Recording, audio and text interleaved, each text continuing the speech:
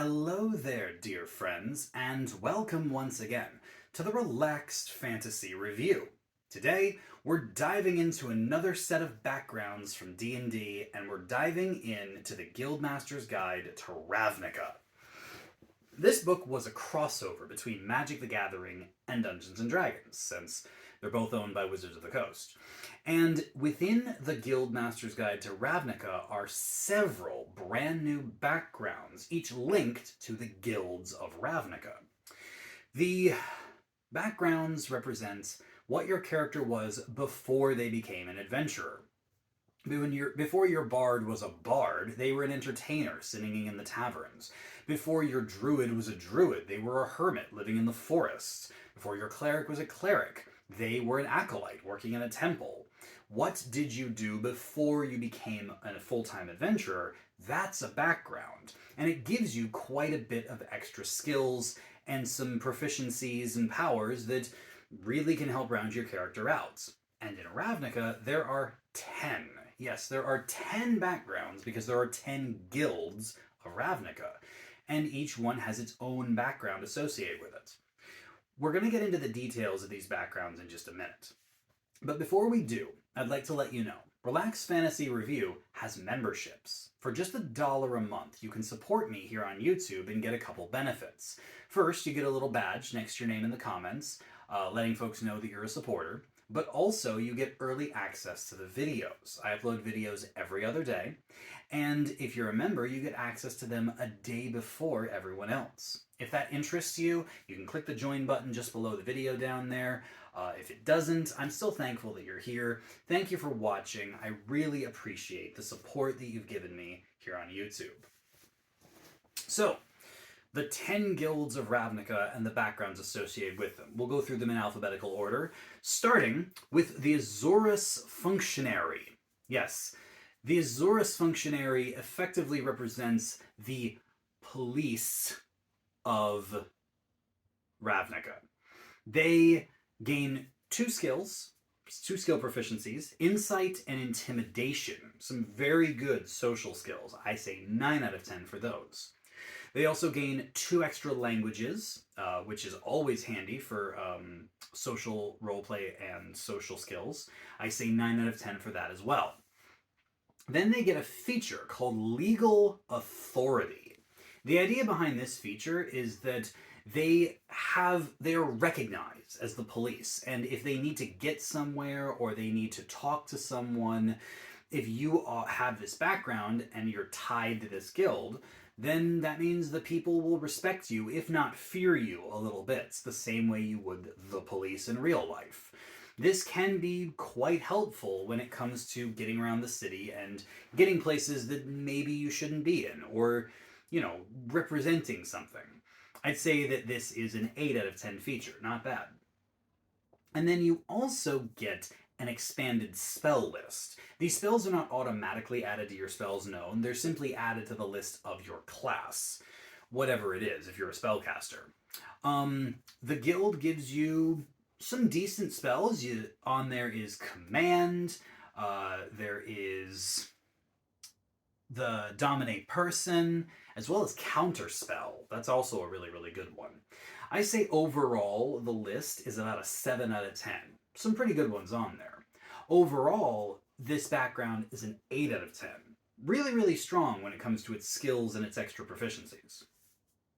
The next guild is the Boros Legionnaire. The Boros Legionnaire, these guys are, let's just say that they are their own militia/military of the city, and they're an interesting group of individuals. First of all, their skill proficiencies are athletics and intimidation. Some really good, powerful feeling spells, and I say 8 out of 10 for those skills. They also get a set of gaming tools. Basically, they're proficient with a gaming set, which is okay. It's not great because it really only comes into play for very specific situations. I still say 6 out of 10. It's not terrible. They also get 1 extra language of their choice from a list that gives them a 7 out of 10 for that.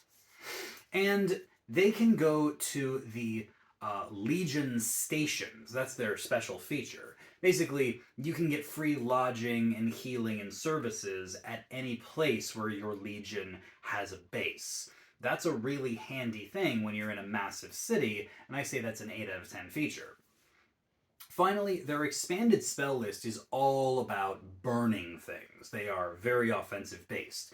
Firebolt is on there, which is a great way to get it if you're not an arcane caster, as well as Scorching Ray and Wall of Fire. So, plenty of burning the unbelievers.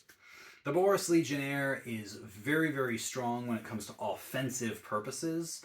I say that their spell list is, let's say, 9 out of 10, and the overall background is 8 out of 10, leaning more into its offensive spells than its skills per se. Next up is the Dimir Operatives. These are the stealthy, spy-like people of Ravnica. They gain proficiency in Deception and Stealth, 2 incredible skill proficiencies, so 10 out of 10 for that. They also gain proficiency in the Disguise Kit, which is a great tool to be proficient in, that's 9 out of 10, and learn 1 extra language, which is 7 out of 10.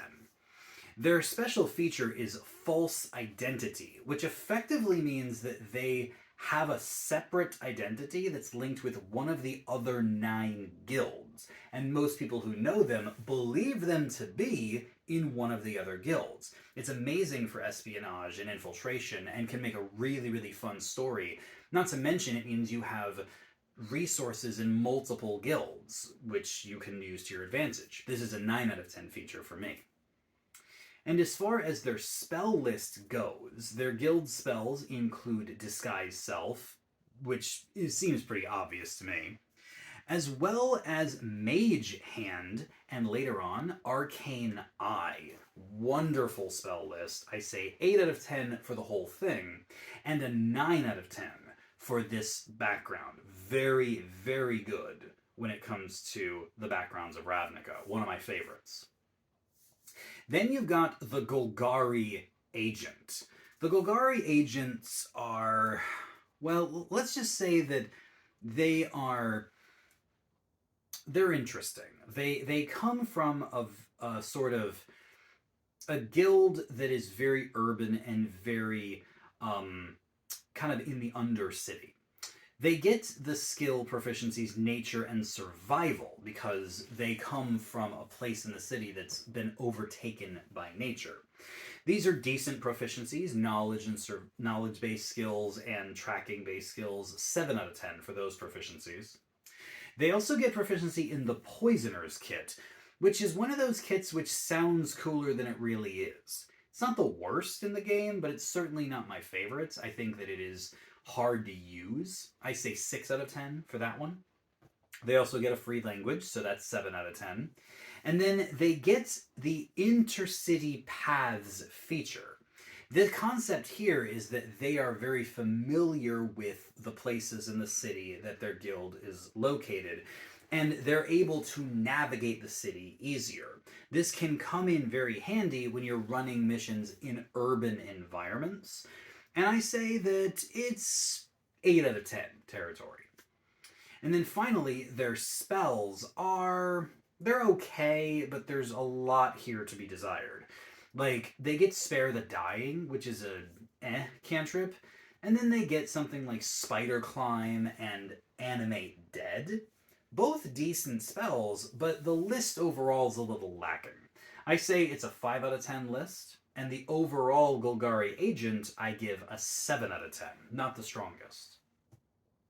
Then come the Gruul Anarch. These are, well, let's just say that they come from a different part of the city.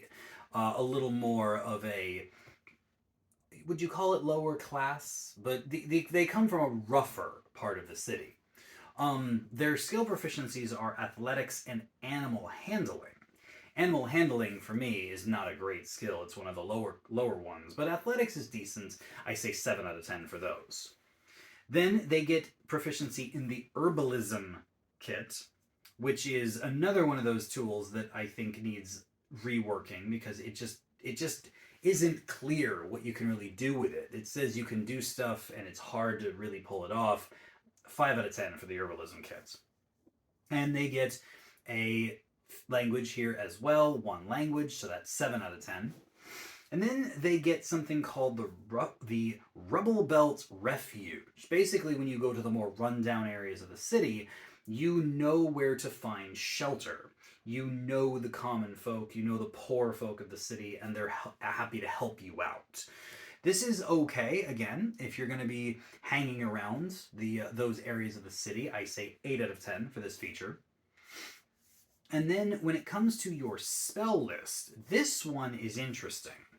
You get to have Firebolt, which is, a great attack cantrip, as I said before, but you also get to have Destructive Wave later on, which is a Paladin exclusive normally, and Conjure Animals, one of the most broken spells in the game, not just because it's super powerful, but also because it's really hard to use. The Gruul and Arc are a very, very cool background, but there's a lot of quirks to their abilities. It's hard to play them. And I say, because of that, I'm going to give them a 7 out of 10. Then come the Izzet Engineer.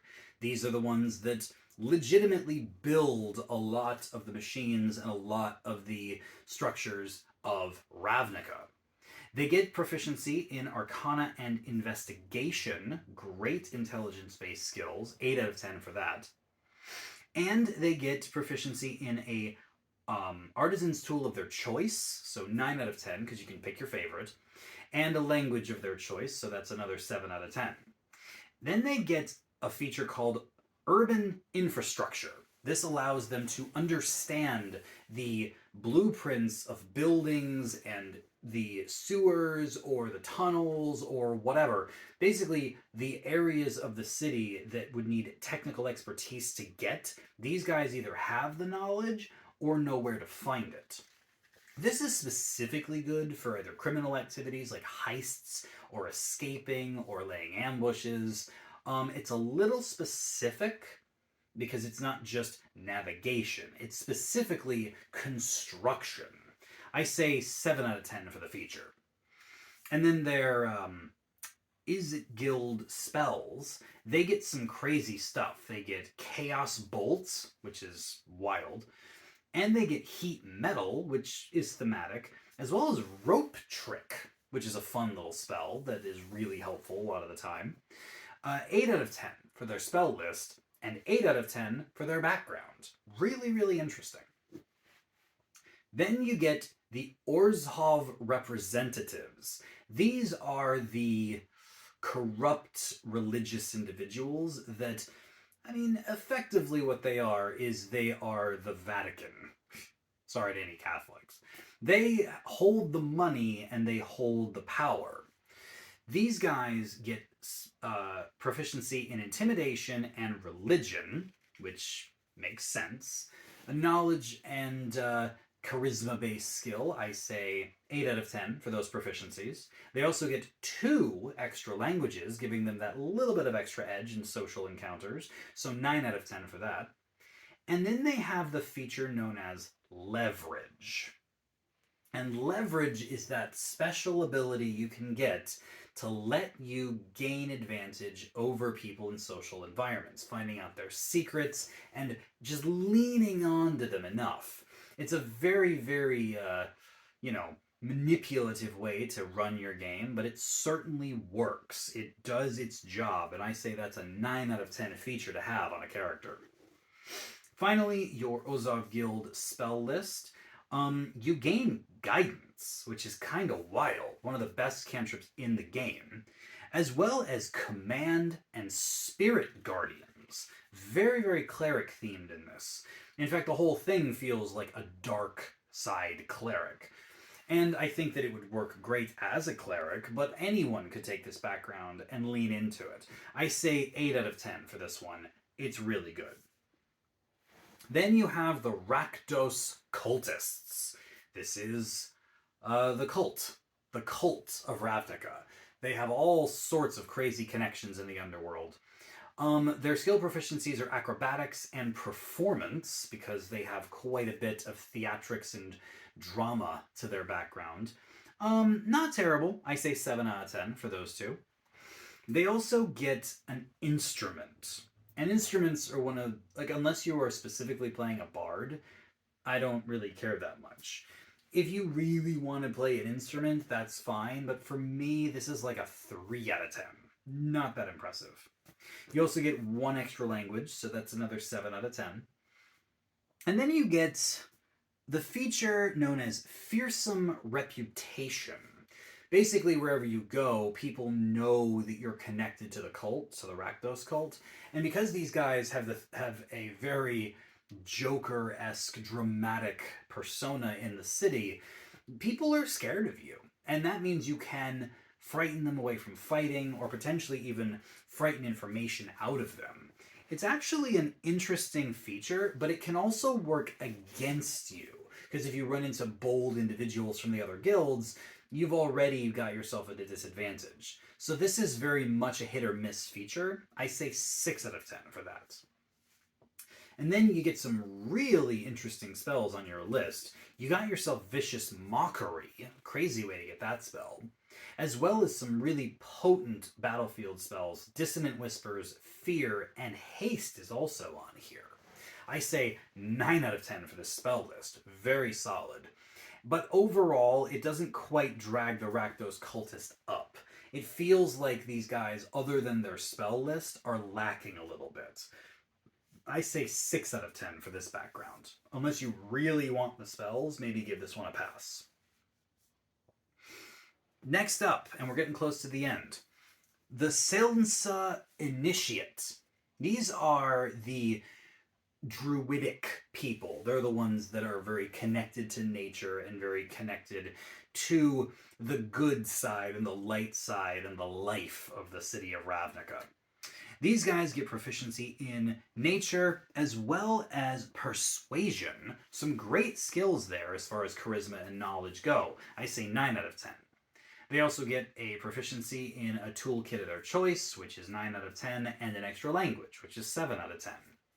Their feature is the Conclave Shelter feature. Effectively, if you're part of the Conclave, similar to the other guilds, you go to a place where your guild is set up, and you can get healing, shelter, and supplies from these people for free, which is very handy when you're in areas of the city where your folks are operating. So that's pretty good. I say that's an 8 out of 10 feature. And then you get your extra spell list. And it's full of things that make sense for a nature-based person, but that also is good and charming. You get Charm Plants, and you get Speak with Plants, and you get Aura of Life. And these are all good spells that lean into the theme. I say that the spell list is not the strongest. It's much more utility and support-based. I'm still going to give it a 6 out of 10, though. And I'm going to give the background overall an 8 out of 10. It's actually very solid, both through its support spells and its abilities. Finally, we have the Simic Scientist. The Simic Guild are the ones that are the mad scientists creating mutants in the Undercity of Ravnica. They get proficiency in Arcana and Medicine, a good skill and a mediocre skill. I say 8 out of 10 between them. You also get 2 additional languages, which is great, 9 out of 10 for that. And you get the Researcher feature, which is basically a carbon copy of what the Sage gets in the player's handbook. The Researcher just means that you have a lot of knowledge at your disposal, and if you don't know something, like if your skills can't give you the answer, you likely know where to find said piece of information. It's a really, really good feature for a background to give you. 9 out of 10 in my books. And then as far as their spells go, you get some interesting ones. You get yourself Enlarge Reduce, which is actually really, really powerful. Gaseous Form, a great utility spell. And then to top it all off, Polymorph, one of the greatest spells in all of 5th edition. This spell list gets a 9 out of 10 from me, and the overall Simic Scientist gets an 8 out of 10. Pretty good background. All of these backgrounds represent different themes, from the police, to the cults, to the church, to the nature people, to the Rust Belts, lower class individuals, the mad scientists, there's so many themes in Ravnica, and obviously these are all specific to Ravnica, but if you just change the name of the guild and copy the rest of it, you could take any of these and transplant them into Baldur's Gate, Waterdeep, Neverwinter, heck, even some of the Undercity places in the Forgotten Realms. Take them to Eberron, take them anywhere you like. This setting does not have to be the thing that locks your background down. And I think all of these have their uses and have their themes. Talk to your DM, show them these backgrounds and say, hey, this one really speaks to me. I'd like to play this, but can we fit it into our setting? And I think any reasonable DM would do that. These are very, very interesting backgrounds with some good, some bad, and a whole lot of fun. Take your pick, have a good time, and remember that backgrounds are there to make your character rounded and boosted, so choose wisely. This has been the Relaxed Fantasy Review. If you enjoyed the video, please like and subscribe down below. Have a look for the join button down there, and keep your eyes peeled for more background reviews coming down the line soon. Have a good one, my friends.